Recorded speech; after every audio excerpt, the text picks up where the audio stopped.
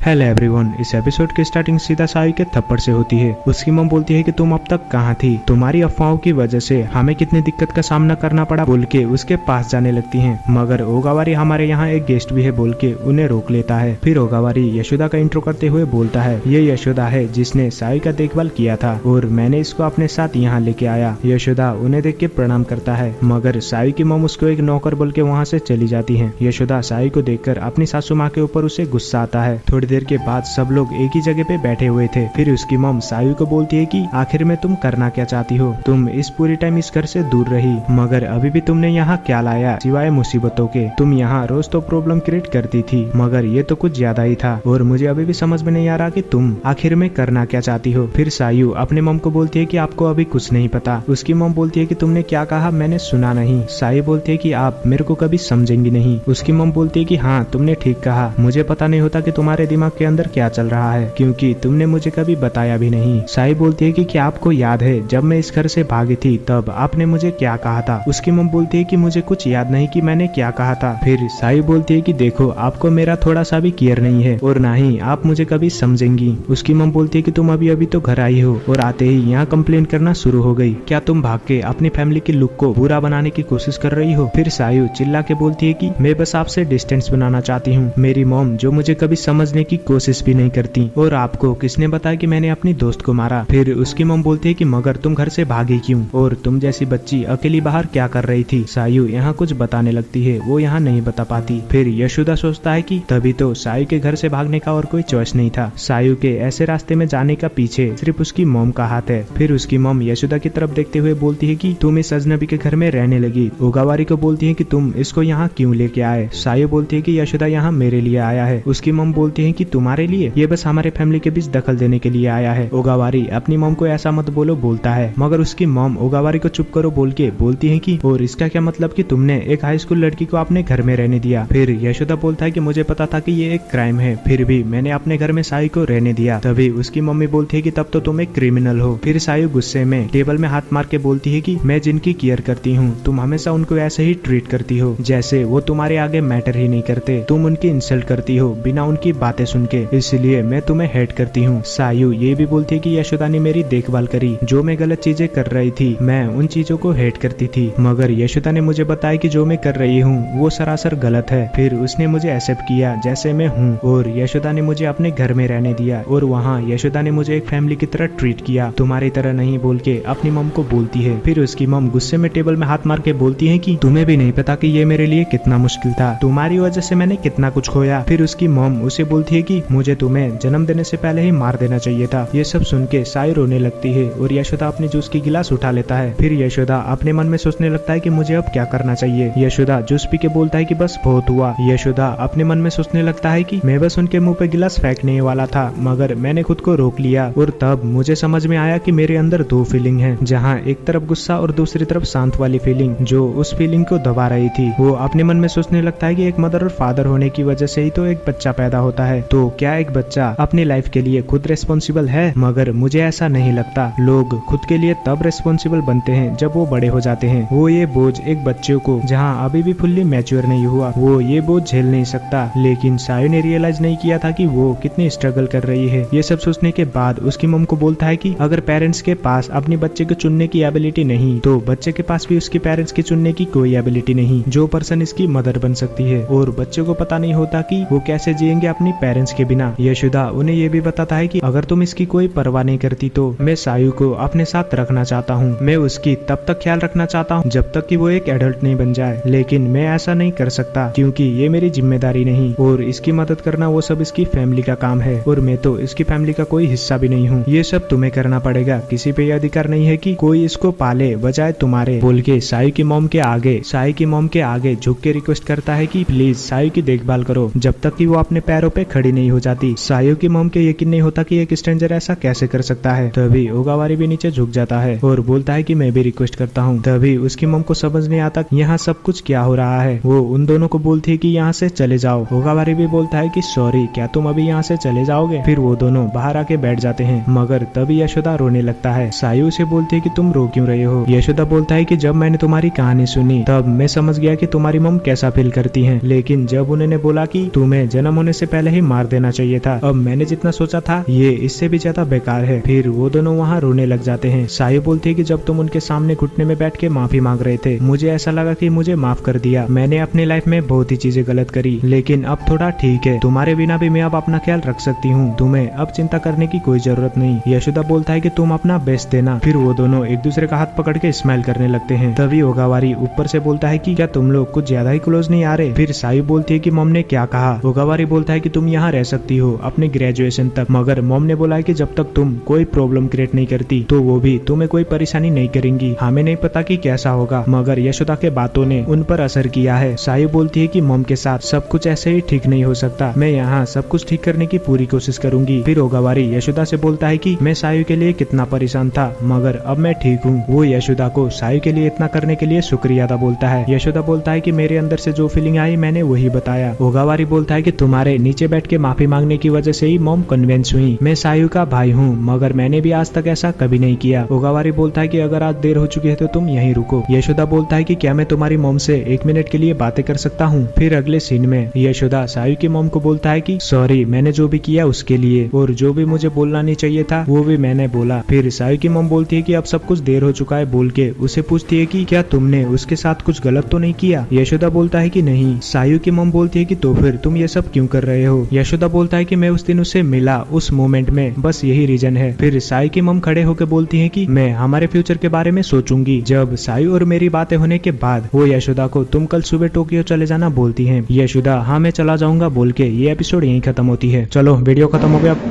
तेरी भैंस की कौन है ये। चलो वीडियो खत्म हो गया, अब तुम लोग भी अपना होमवर्क करो।